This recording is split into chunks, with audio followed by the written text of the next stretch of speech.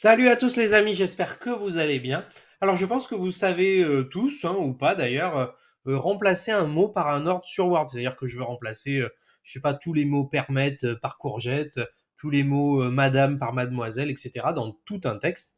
Ça, c'est pas très compliqué, mais est-ce que vous savez qu'il y avait des fonctions avancées par rapport à ça? C'est-à-dire que je pourrais lui demander, alors il y a plein de possibilités, mais de me remplacer que les mots permettent, mais qui sont en gras dans le texte, ou que les mots vidéo qui ont telle police de caractère et lui dire que tous les mots messages de telle police, on me les remplace par un autre mot mais d'une autre police, etc. Vous allez, au lieu de remplacer uniquement le mot, vous allez pouvoir spécifier de remplacer le mot mais qui contient telle couleur ou quel texte, etc.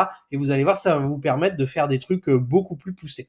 Alors avant de commencer, le petit abonnement, le petit pouce de soutien, n'hésitez pas bien sûr à rester parmi nous si le contenu vous plaît, à liker, à commenter et puis tout le bazar. Vous avez le lien en description pour nos vidéos e-learning de formation et puis si jamais ça vous intéresse, vous pouvez venir faire vos formations avec moi, ce sera un grand plaisir. Et puis on commence tout de suite. Alors, j'ai pris un exemple.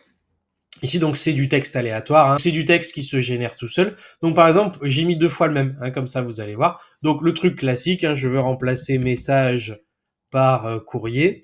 Je dis n'importe quoi. Je fais remplacer pour un par un ou remplacer tout pour tous les remplacer. OK. 2 remplacements. Donc là, il y a bien courrier. Et là aussi, il y a bien courrier. Alors qu'auparavant, il y avait le mot message. Bon, je reviens en arrière. Jusque-là, tout va bien.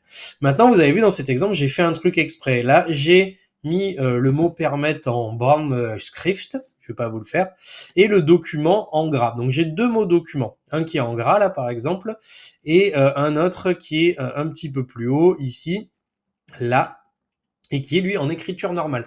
Et j'aimerais remplacer le mot document par exemple courgette, hein, mais uniquement ceux qui sont en gras dans mon texte, pas les autres. Donc vous allez voir, c'est une autre manipulation, mais ça va vous permettre d'ouvrir le champ des possibilités. Vous allez pouvoir faire des essais, vous allez voir, les possibilités sont quasi infinies. Donc je fais remplacer. Donc je fais comme d'habitude, hein, je sélectionne donc le mot, donc on a dit document.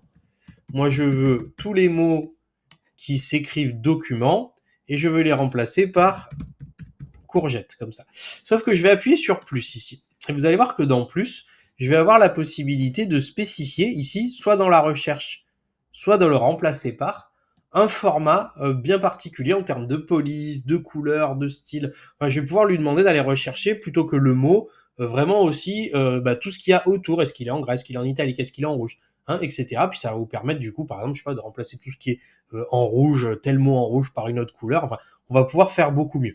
Alors moi, je vais lui demander de remplacer, de rechercher donc tous les documents, mais donc format police, qui sont uniquement en gras.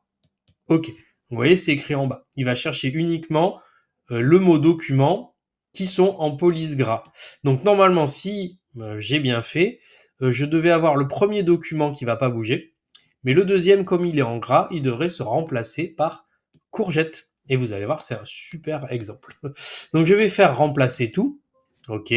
Nous avons effectué un seul remplacement. Et si je vérifie, j'enlève. Vous voyez que le premier mot document est toujours là, alors que le deuxième, il a été bien remplacé par courgette. Alors on va prendre un deuxième exemple. J'en ai mis un autre là, permettre, qui est en banfrif, je ne sais pas ce que c'est, et je vais lui demander la même chose, que le mot permettre ici ne soit remplacé que si il est de telle police. Hein. Ça vous permet d'aller aussi vite quand vous voulez changer de police sur certains mots et pas sur les autres. Alors, on va lui demander, il a déjà pris, on va lui demander les mots permettre. Donc là, il avait mis gras. Hein. Donc moi, je vais lui demander de remplacer. Alors on peut faire l'inverse aussi. Hein. On peut lui demander de prendre que les mots permettre écrits normalement. On va faire l'inverse si vous voulez. Et les remplacer par courgette, mais d'une autre police, par exemple. Donc, je vais faire le premier exemple. Donc je prends les mots permettre police. Donc je dis en normaux qui sont en ban France. Voilà, et je les remplace par courgette normale. Donc je fais remplacer tout. Ok, il en a fait qu'un.